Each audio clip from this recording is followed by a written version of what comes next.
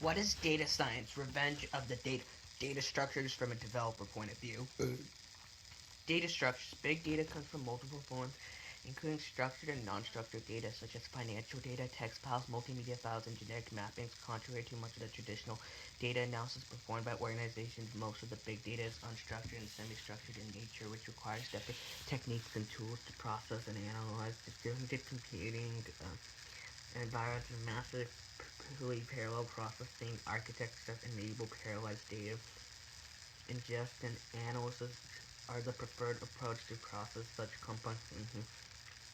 With this in mind, the section may take a closer look at data structures. A classic relational database management system may store call logs for a software support call center. The RDBMS may store characteristics problem in the offerings. The system will likely have unstructured quasi or semi-structured data from free-form call log information taken from email ticket of the problem called customer chat, and many insights can be extracted from unstructured quasi or semi-structured data. Structured data. Data containing a defined type, format, or structure. This is transaction data, online analytical processing, data cubes, traditional RDBMS, CSV files, and even simple spreadsheets.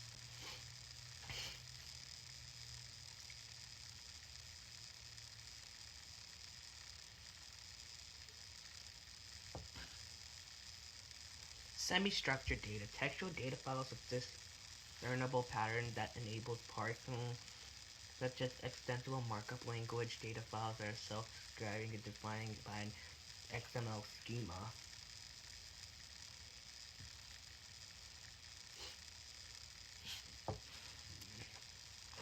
Quasi-structured data. Textual data with erratic data formats can be formatted with effort tools.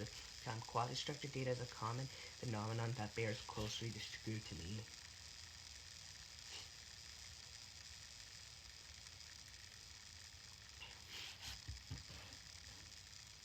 Unstructured data. Data that has no inherent structure, which may include text documents, PDFs, images, and videos.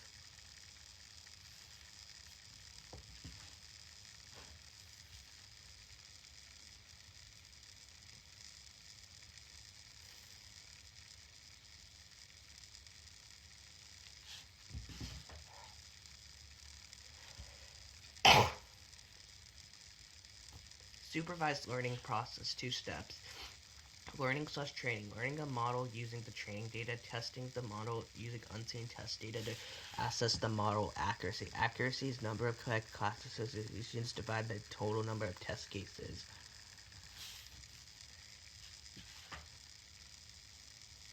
What is learning? Given a data set D, a task T, and a performance measure M, a computer system is said to learn from D to perform the task T if after learning the system's performance on T improves as measured by M. In other words, the learning model helps the system to perform T better as compared to no learning.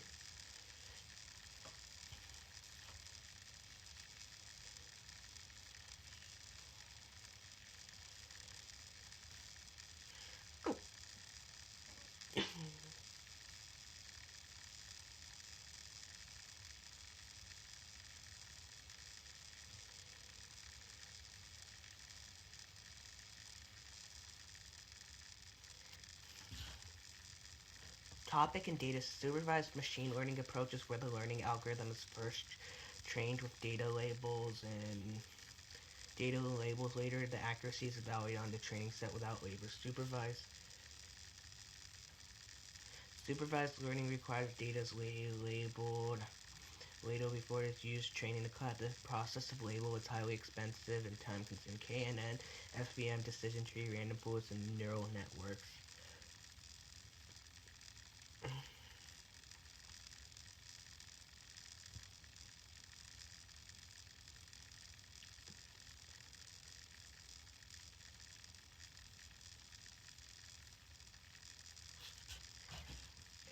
An SVM is a representation of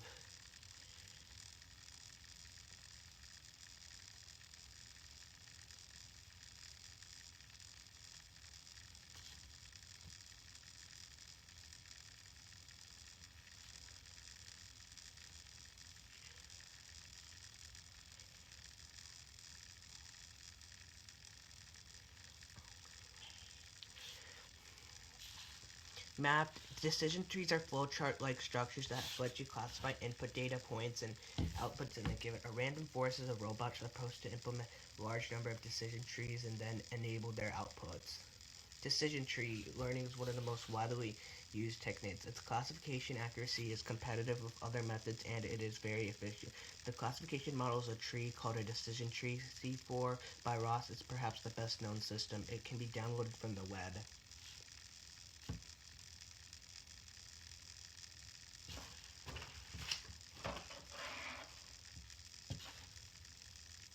Random forest. Each classifier in the ensemble is a decision tree classifier and is generated using a random selection of attributes at each known to determine the split. During classification, each tree votes in the most popular class. Return two methods of construct random forest, dry, random input selection. Randomly select at each node F attributes as candidates for the split at the node. The cart methodology is used to grow the tree to maximum size. Forest RC random linear code creates new attributes or features that are linearly combinations of the existing attributes, reduces the correlation between individual classifiers. More robots to errors and out from an insensitive to number of attributes selected for consideration at each split.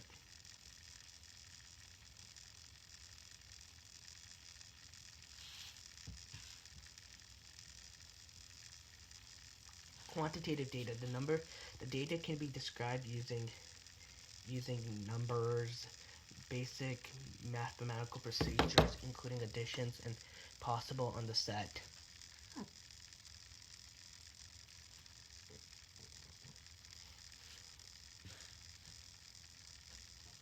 Qualitative data. This data cannot be described using numbers and basic mathematics. This data is generally thought of as being described using natural categories and language.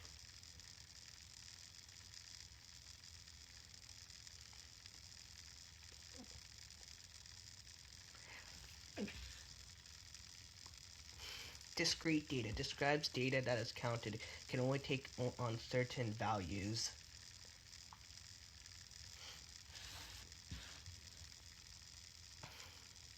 Example of discrete data. A dice roll because it can only take 6 values, and the number of customers in a cafe because you can't have a real range of people.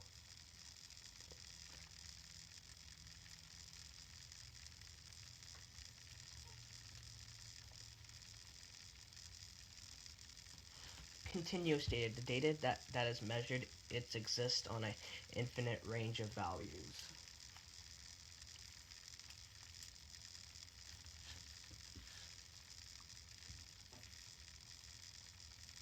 Example of continuous data. A good example of continuous data would be the person's weight because it could be 150 pounds or 197.6 and note the decimal. The height of a person or building is continuous numbers because of an infinite scale of decimals is possible. Other examples of continuous data would be time and temperature. 4 levels of data: the nominal data level, the ordinal level, the interval level, and the ratio level.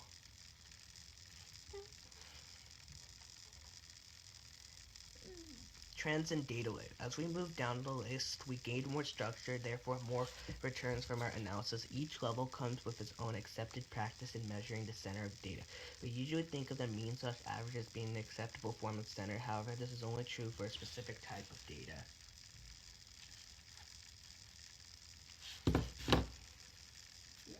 Nominal level. The first level of data, the nominal data level, which also sounds like the word name, consists of data that is described purely by name or category. Basic examples include gender, nationality, species, or yeast strain in a beer. They are not described by numbers and therefore qualitative.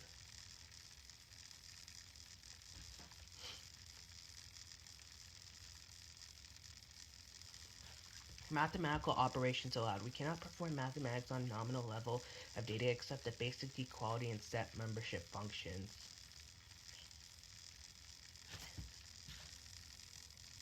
Measures of center is a number that describes the data tends to. It is sometimes referred to as the balance point of data. In order to find the center of nominal data, we generally turn to mode, the most common element of the data set.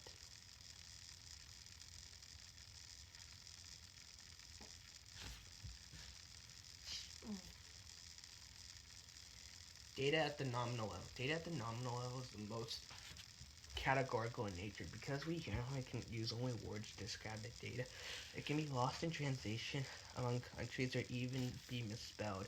While the data at the level can certainly be useful, we must be careful about what insights we may draw from them. With only the mode as the basic measure of center, we are unable to draw conclusions about an average observation. This concept does not exist at this level. It is only at the next level that we may begin to perform true mathematics on our observations.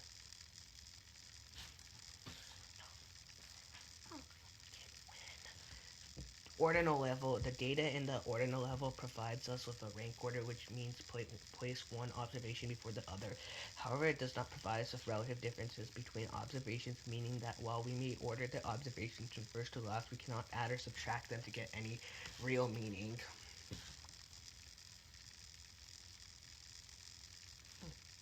Mathematical operations allowed. We are allowed much more freedom on this level in mathematical operations. We inherit all mathematics from the ordinal level, equality and set membership, and we can also add the following to the list of operations allowed in the nominal level: ordering and comparison.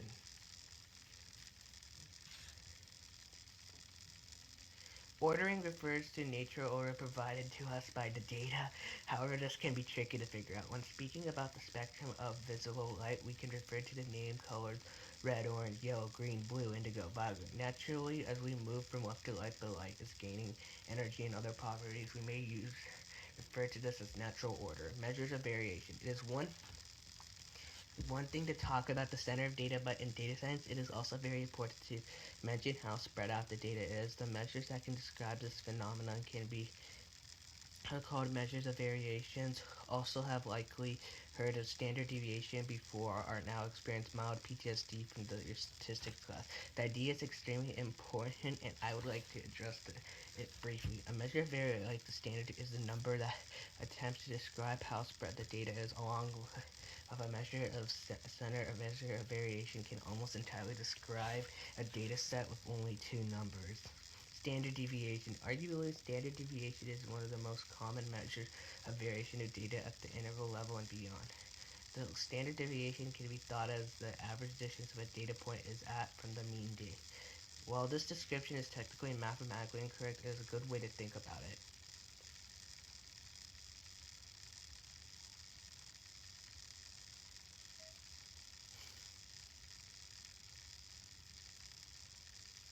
Formulas for standard deviation. Find the mean for each number in the data set, subtract it from the mean, and then square it.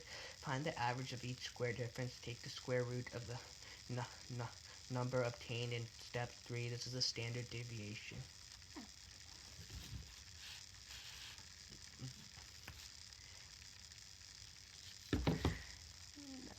Ratio level. After moving through 3 different levels with different levels of allowed mathematical operations, the ratio level proves to be the strongest of the 4. Not only we can define order and difference, the ratio level allows us to multiply and divide as well. This might seem like not much to make a fuss over, but it changes almost everything about the way we view data at this level.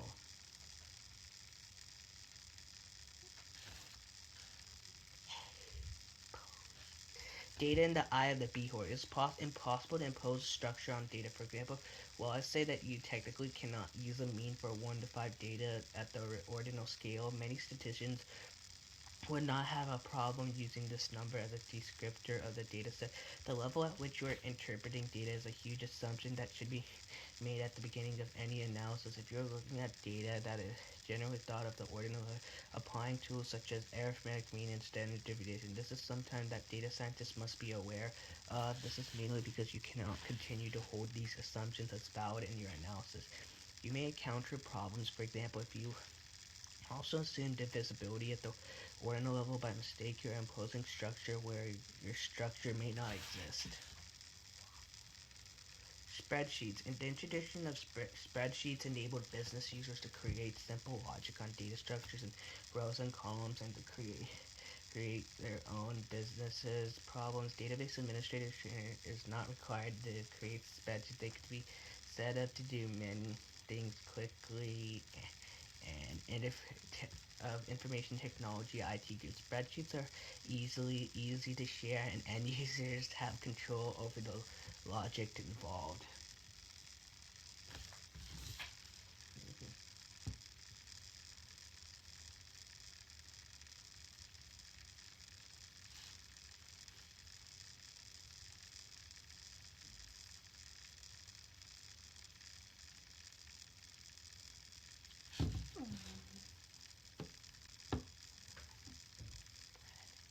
Dangers of losing spreadsheets. Moreover, if a laptop is lost or a file becomes corrupted, the data and the logic within the spreadsheet could be lost. This is an ongoing challenge because spreadsheet programs such as Microsoft Excel still run on many computers worldwide. With proliferation of data islands or spread marts that need to centralize more pressure than ever. As data needs to grow, so do more scalable data warehouse solutions.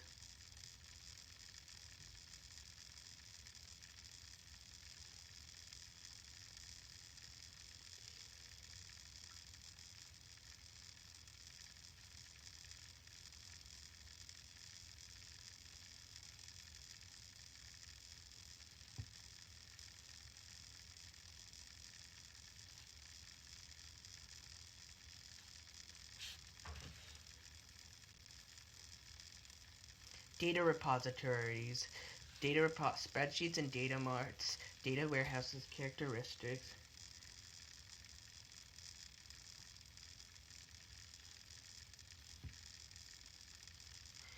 Supports BI and reporting but restricts robust analysis. Analysts dependent on IT and DBAs for data access and schema change. Analysts must spend significant time to get aggregated and disaggregated data extracts from multiple sources.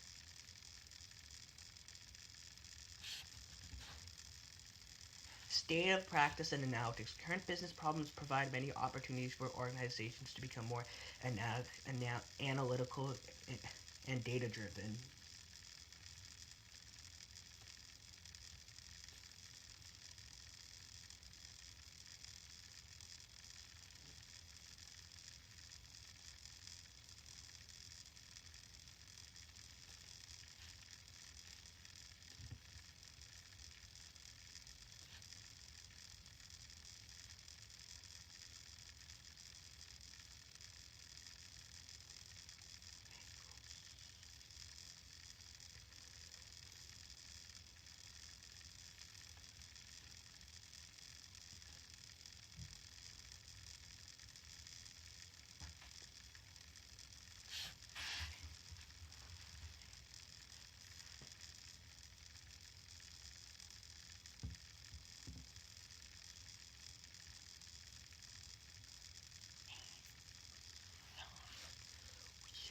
Business drivers. Optimize business risks, identify businesses, predict new business opportunities. Examples.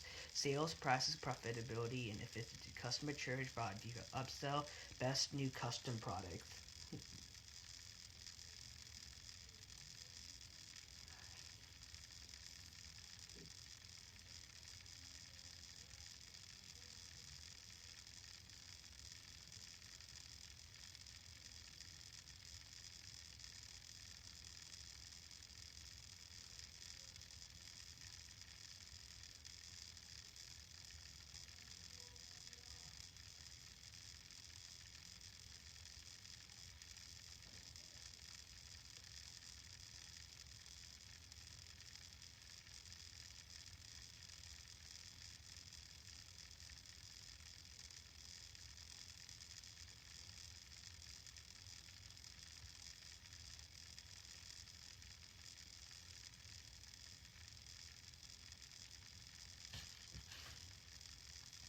Web analytics deal with the